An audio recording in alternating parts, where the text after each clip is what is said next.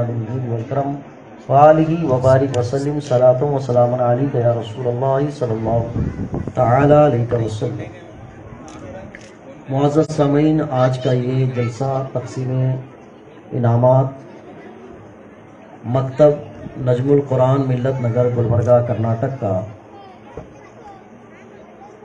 یہ اجتماع جس میں آپ کی ہماری شرکت ہے، اللہ تبارک تعالیٰ قبول فرمائے۔ قریب 2 سال پہلے اس مکتب کا افتتاح ہوا تھا، کچھ احباب تشریف لائے تھے۔ ایسے مدرسے میں ہمارے پاس روزانہ کوئی نہ کوئی آتے ہیں نئی نئی اسکیمات لے کر، ہم دین کا یہ کام کرنا چاہتے ہیں، فلاں خدمت کرنا چاہتے ہیں، فلاں کمیٹی کھولنا چاہتے ہیں۔ تو سب کے جذبات کو ہم سنتے ہیں، سننے کے بعد سب سے پہلے اس آنے والے کام میں پریشانیاں کیا کیا ہوتی ہے وہ بتا دیتے ہیں، اس لیے کہ آج کا انسان کامیابی حاصل کرنا چاہتا ہے بغیر پریشانی کے، کامیاب ہونا چاہتا ہے بغیر تکلیف اٹھائے کے، کامیاب ہونا چاہتا ہے اسے کامیاب والے راستے میں درد تکلیف نہیں ہونا۔ دنیا نے آج تک ایسی کامیابی نہیں دیکھی ہے کہ جس میں انسان کو تکلیف، مشکلات، پریشانیاں اٹھانی نہ پڑتی ہیں۔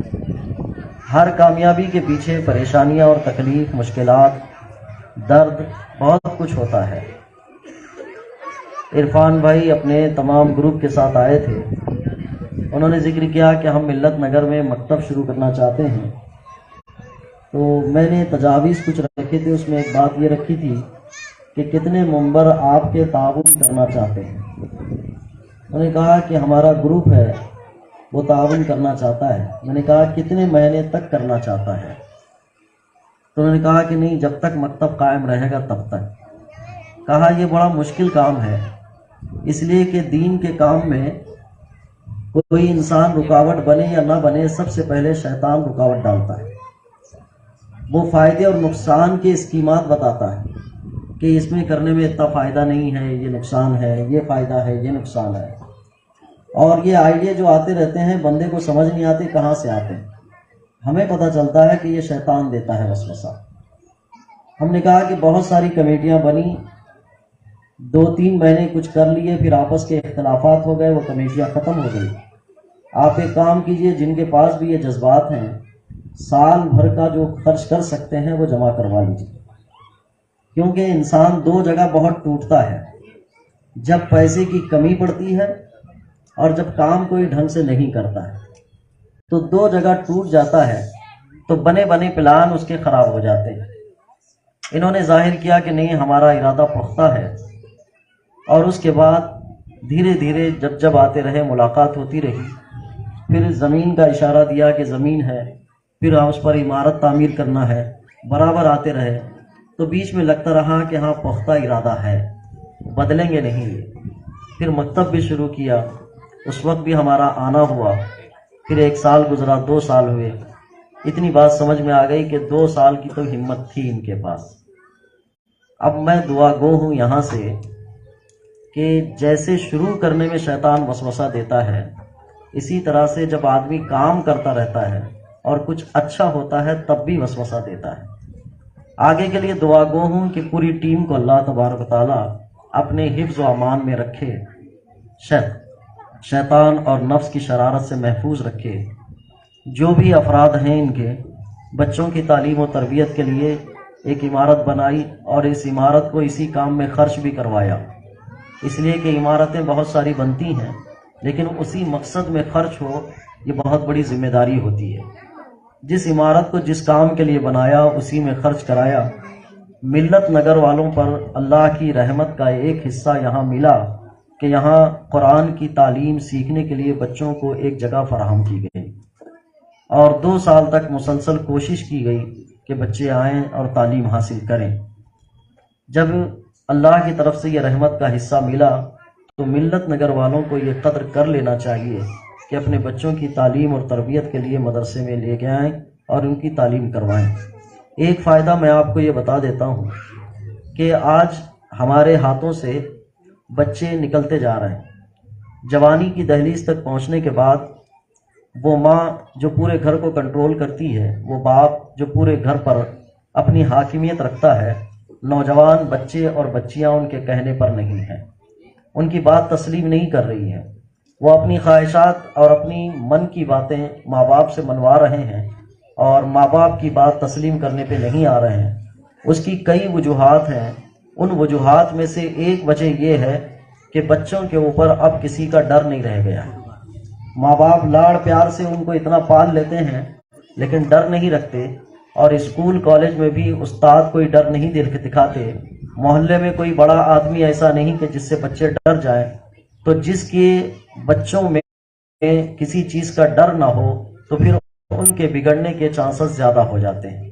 لیکن مدرسے ایک ایسی چیز ہے کہ یہاں سب سے پہلے الف با تا سکھانے سے پہلے استاد کا ادب سکھایا جاتا ہے، استاد سے ڈر سکھایا جاتا ہے۔ اس ڈر کا فائدہ اٹھاتے بھی بہت سارے لوگ ہیں۔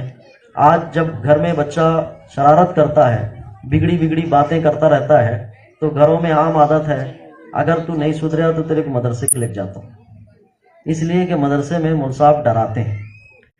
تو ڈر ضروری ہے بچوں کے لیے۔ ماں باپ آج جو تعلیم و تربیت کر رہے ہیں، میں نہیں جانتا یہ کہاں سے طریقہ سیکھے ہوئے ہیں، نہیں، بچوں کو بڑے پیار سے سمجھانا چاہیے۔ آپ کا پیار لاڑ تباہ کر کے رکھ دیا ہے۔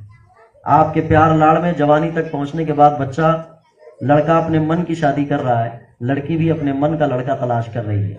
یہ لاڑ پیار کہاں تک پہنچا دیا آپ جانتے ہیں۔ ماں باپ کے کہنے پر اگر اولاد نہ ہو تو وہ ماں کا کیا کنٹرول، وہ باپ کا کیا تسلط، سب پورا جگ ظاہر ہے، آج دنیا دیکھ رہی ہے۔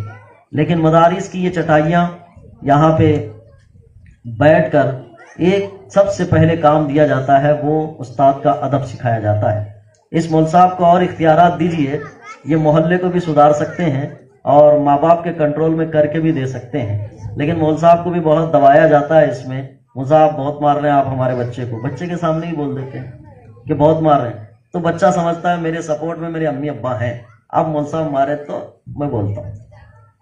بچے کے اوپر ڈر نہیں رہے گا، آپ ماں باپ کا ڈر نہیں رکھا ہے، چاچا کا ڈر نہیں، ماموں کا ڈر نہیں، کسی کا ڈر نہیں ہے، تو یہ بچوں کو کنٹرول کر کے آپ بتائیے، مجھے نہیں لگتا ہے کہ آپ کنٹرول کر پائیں گے۔ اسی لیے استاد کو پورے اختیارات دیجئے کہ آپ کنٹرول کرو، ہمارے کنٹرول میں لا کے دو کہ ہماری بات سننے کے لائق بنے۔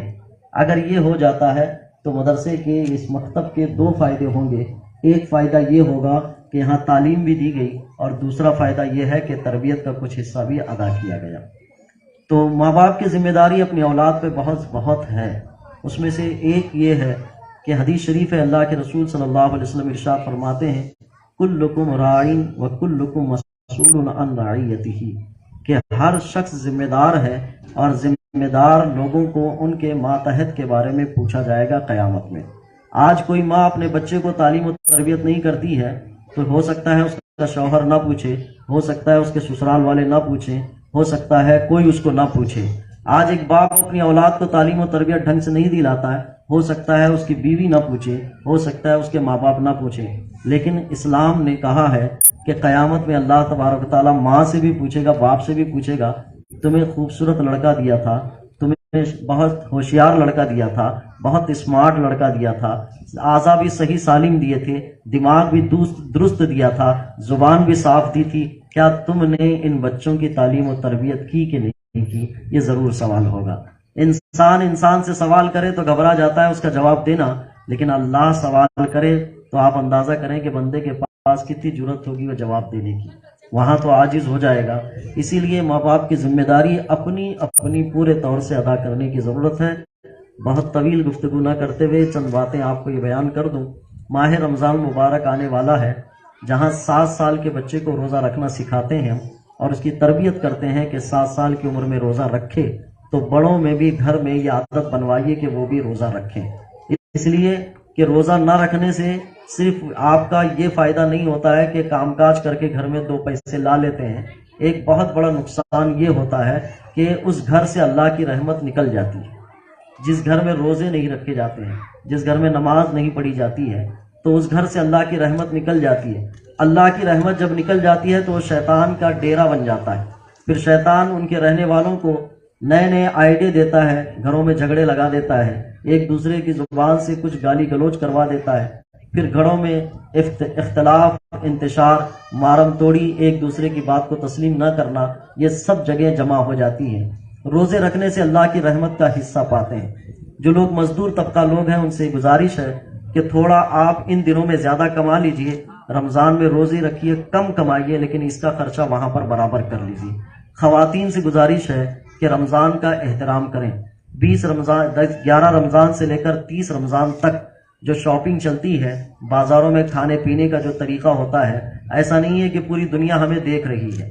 ہمیں پتہ کرتی ہے کہ مسلمانوں کا تو یہ مذہب ہے، مسلمانوں کے مذہب میں تو روزے کا مہینہ ہے، لیکن سب برقعے والے بھی کھا پی رہے ہیں، ہوٹلیں بھی چالو ہیں، یہاں بھی کھانا پینا سب چالو ہے، رمضان جیسا لگ ہی نہیں رہا ہے۔ تو احترام رمضان ختم ہوتا جا رہا ہے۔ اگر آپ کو حاجت ہے کچھ کھانے پینے کی، بیچ بازار میں ہوٹلوں میں بیٹھ کے کھانے کے بجائے بند کمرے میں کھا لیا کریں، تاکہ رمضان کا احترام رہے اور رمضان کے بارے میں یہ پتہ چلے کہ یہ ماہ رمضان ہے۔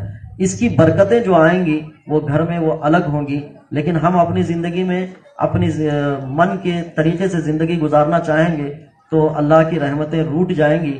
پھر ایک طرف مدرسے مکتب ہوں گے جو اللہ کی رحمت کو لانے والے ہوں گے، اور دوسری طرف ہمارا گھر ہوگا کہ ہم رحمت کو نہ لینے والے ہوں گے۔ وہ رحمتیں بانٹ رہے ہیں لیکن یہاں گھر جو ہے لینے کے لیے تیار نہیں ہے۔ یہ دنیا لینے کے لیے تیار ہے۔ دنیا جتنی لوگوں نے لی ہے، دنیا کسی کو پچی نہیں ہے اور دنیا کو کوئی پچا نہیں۔ اسی لیے دین کی زندگی کو بہتر اپنا لیں، اس سے دنیا و آخرت دونوں بہتر ہو سکتی ہے۔ رمضان کا احترام کریں، خصوصاً آن لائن خریداری مت کریں۔ یہ جو موبائلوں کے ذریعے سے آن لائن خریداری کر رہے ہیں، میں گزارش کرتا ہوں اس لیے کہ جن جن لوگوں نے آن لائن خریداری شروع کی ہے، بازار خالی پڑے ہوئے ہیں۔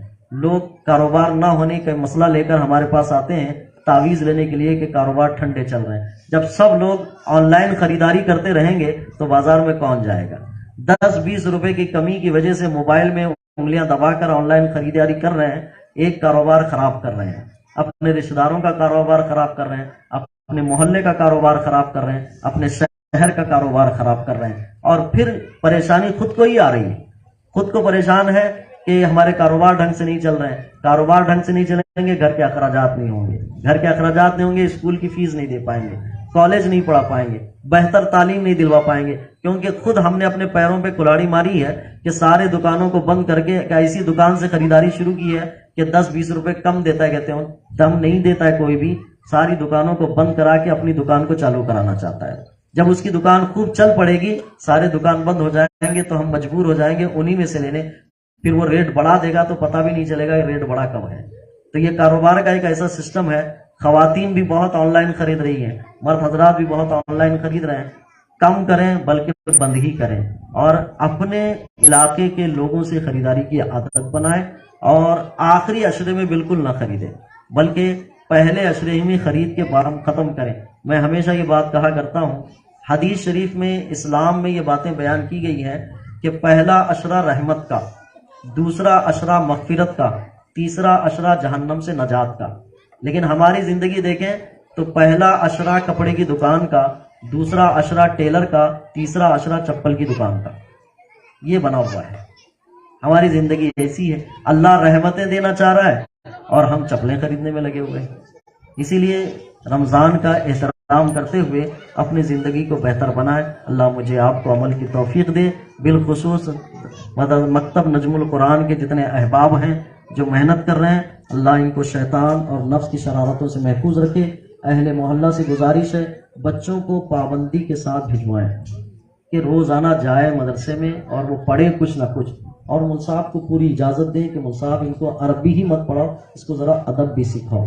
ادب سکھانے سے یہ ہوگا کہ کل استاد کا ڈر رہے گا تو ماں باپ کا بھی ڈر رکھ سکتا ہے۔ استاد ایک بات کہیں گے، جس طرح مجھ سے ڈر رہے ہو اور میرا ادب کرتے ہو، ماں باپ کا بھی ادب کرو۔ یہ جب کہیں گے تو اس کے ذہن میں یہ بات بیٹھے گی۔ چند باتیں آپ تک پہنچائیں، اللہ مجھے آپ کو عمل کی توفیق عطا فرمائے۔